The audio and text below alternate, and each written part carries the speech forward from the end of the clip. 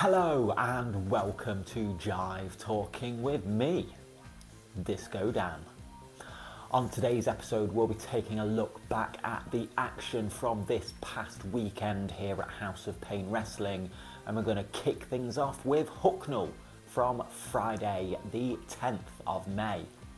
The show kicked off with tag team action as the Full Throttle champions of Oscar Prospero and Indigo Jones were in action, taking on the team of TJ Dean and the Screwdriver, Zach Roberts. And it was TJ and Zach picking up the win when they hit a magic killer onto Indigo and Zach scored the pin. It was singles action next as I was in action going one-on-one with Pinky the Pirate. As the match was coming to a close, Pinky managed to hit me with a 619. He then climbed to the top rope going for a swanton bomb, but I moved out the way. And at this point, I'd decided I'd had enough of being in Hucknall, so I kicked Pinky in the balls. So Pinky may have won the match, but it was me that walked out of there with his head held high. Kobe Woods came to the ring next to be interviewed about his recent knee injury he sustained last month in Hucknall, but Kyle Crimson came to the ring to say that nobody cared that Kobe was injured and then kicked him in his bad leg. This brought out the black sheep of Johnny Sharp, Ryu Genshin and Rayner, who were looking for a fight and attacked the injured Kobe Woods. Joey Slade and the badly dressed boys came running to the ring and chased off the sheep and Kyle Crimson, but then challenged them to an 8-man tag team match, which they accepted.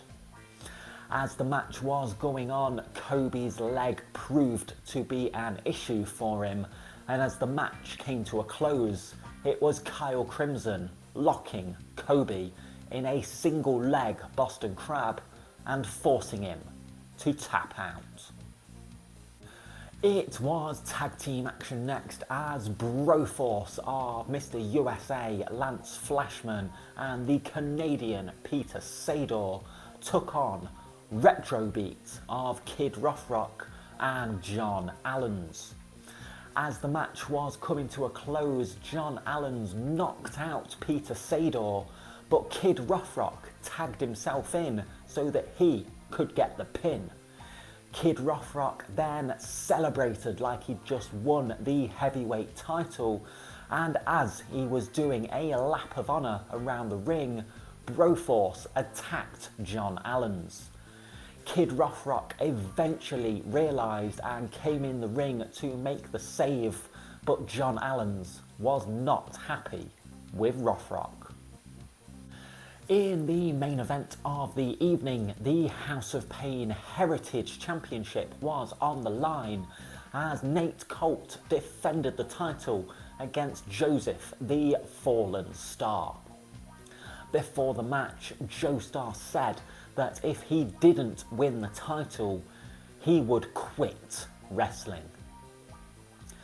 As the match begun, it was Nate Colt taking an early lead as he hit a running knee during round 1 to pick up the first fall.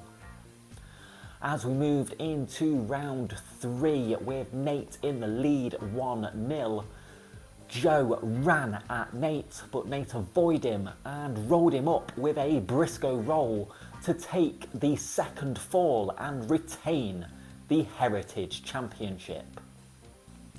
After the match, the Black Sheep came to the ring and attacked Nate, and Joe Star asked Johnny if he could have the crook so that he could take out Nate with it.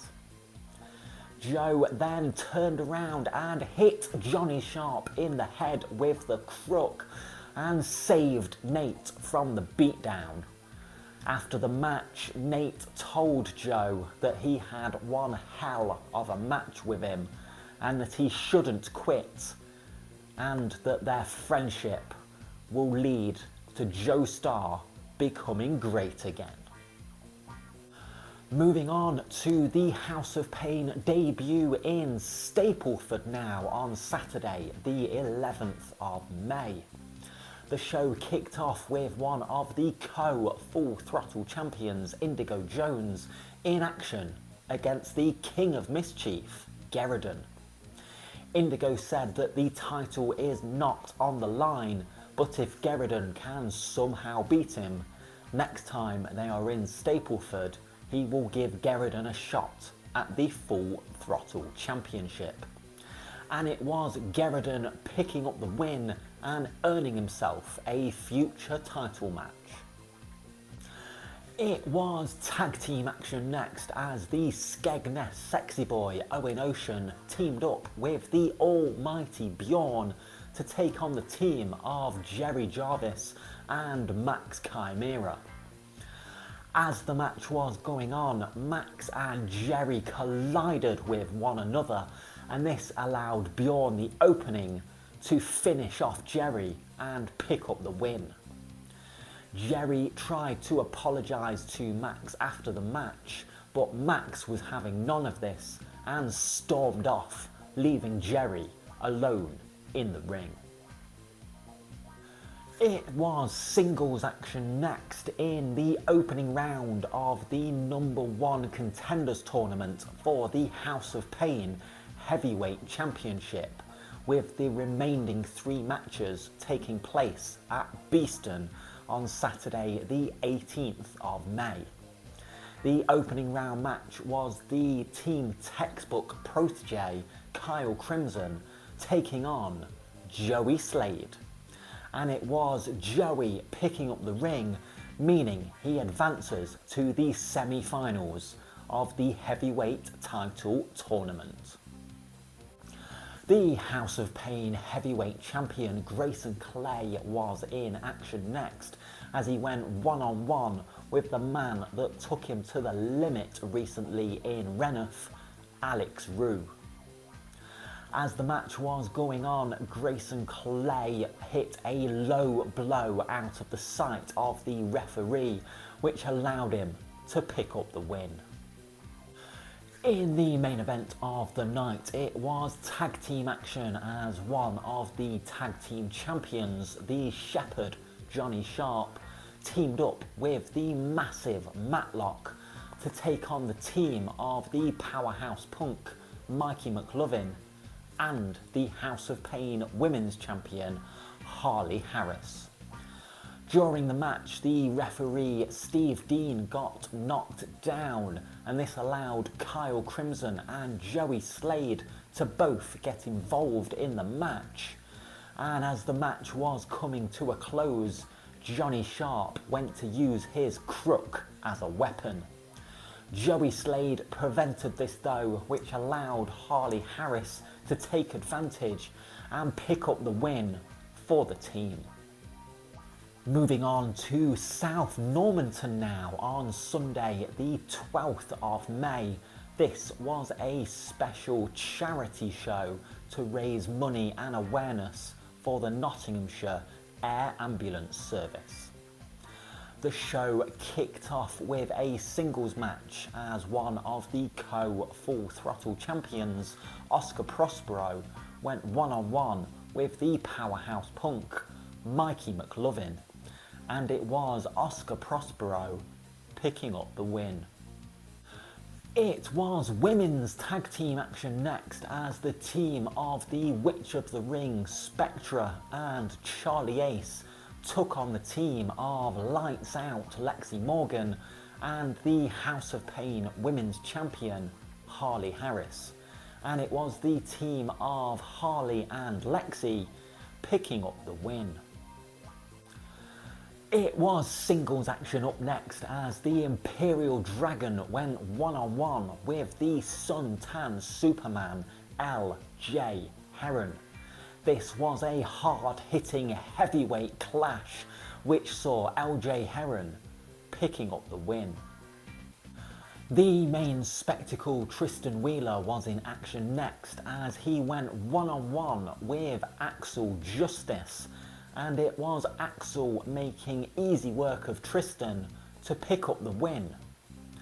After the match, Tristan challenged Axel to a rematch, and Axel was more than happy to go again, and it was Axel picking up his second win of the afternoon. Tristan had not had enough though and challenged Axel once again, and it was once again Axel Justice picking up the win. In the main event of the afternoon, it was an 8-man tag team match as Broforce of Lance Flashman and Peter Sador teamed up with Kyle Crimson and the House of Pain heavyweight champion Grayson Clay to take on the badly dressed boys of Davey Thompson and Brandon Brooks, Alex Rue, and Davey's little brother, Zach Davey. And it was the team of Zach, Alex and the badly dressed boys picking up the win. After the match, Peter Sador was running his mouth when Nottinghamshire's air ambulance mascot Blade entered the ring and gave Peter Sador a stunner and celebrated with the winners of the match. Well, that is all I do have time for today, so thank you very much for watching. Don't forget to like the video, share the video, leave a comment below, hit that subscribe button, and I will see you next time for some more Jive Talking.